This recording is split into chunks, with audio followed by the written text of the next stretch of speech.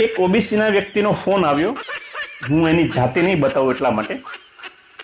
તેમણે એમ કહ્યું કે પાટીદારનો જે વિડીયો તમે બનાવ્યો એમાં અમારા સુરાપુરાનું નામ કેમ લીધું? એટલે મેં એને સમજાવ્યો કે ભાઈ સુરાપુરાને તમે માનો છો બરોબર છે, કે સુરાપુરાએ કેટલા અધિકારીઓ બનાવ્યા, કેટલા આઈએસ પાસ કરાવ્યા. તો મને એવું કહ્યું કે ભલે અમે પાસ ન થઈએ પણ અમારા સુરાપુરાનું નામ નહીં લેવાનું. મેં એમ કહ્યું કે આનંદીબેન પટેલની સરકાર હતી, હાર્દિક પટેલે પાટીદાર આંદોલન શરૂ કર્યું ત્યારે પાટીદારોને આખા ગુજરાતમાંથી ઘરમાંથી ખેંચીને પોલીસે બહુ માર્યા હતા, ખોજવાડી દીધા. આનંદીબેન મુખ્યમંત્રી હતા, પોલીસ તેના અંડરમાં હોવા છતાં પાટીદારોને બહુ માર્યા. ત્યારે પાટીદાર સમાજે મિટિંગ કરેલી, એમાં એના ધર્મગુરુએ એમ કહેલું, સ્વામિનારાયણ સંપ્રદાયના સંતોએ એવું કહેલું કે મકવાણા સાહેબ, પરમાર સાહેબ, રાઠોડ સાહેબ, એને આપણે સાહેબ કહેવા પડે. એટલે સમાજ સમજી ગયો અને પાટીદાર સમાજે અધિકારીઓ પેદા કર્યા. એસસી એસટી ઓબીસીના લોકો મંજીરા વગાડવાનું શરૂ કર્યું. મંજીરા વગાડે જો કલ્યાણ થતું હોય તો પાટીદારો કેમ નથી વગાડતા?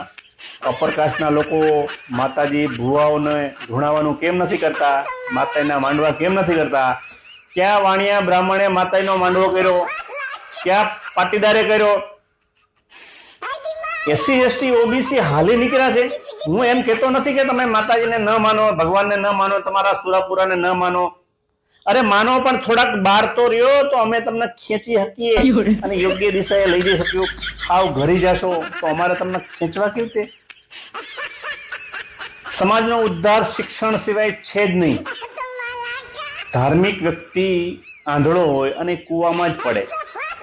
એટલે જો શિક્ષણ તરફ નહીં વળ્યા તો સમજી લ્યો કે આનંદીબેન મુખ્યમંત્રી હતા, પોલીસ એના હાથમાં હતી, છતાં એ પોલીસે જ પાટીદાર સમાજને ખૂબ માર્યા છે. ત્યારે પાટીદાર સમાજ સમજી ગયો ને એને અધિકારીઓ પેદા કર્યા.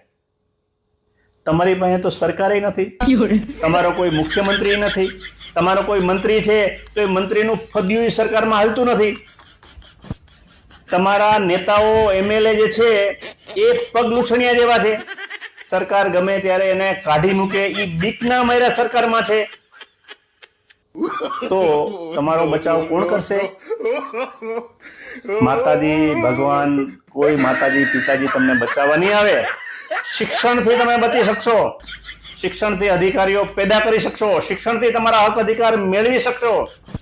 કોઈ માતાજી પિતાજી નહીં આવે, પોલીસ ફોજવાડી દેશે જ્યારે મોકો મળ્યો ત્યારે. એટલે કહું છું, કોઈ હુરાપુરા આઈએસ બનાવી શકતા નથી. બાબા સાહેબે એવું કહેલું કે શિક્ષણ એક શેરણીનું દૂધ છે, જો પીએગા વો દહાડેગા. એટલે દહાડવા માટે, હક અધિકાર મેળવવા માટે શિક્ષિત બનવું જરૂરી છે. જાત્રાએ પછી જાજો, પેલા છોકરાઓને ભણાવો, નહીં તો કઈ માંગવા જાશો ને તો પોલીસ ફોજવાડી દેશે.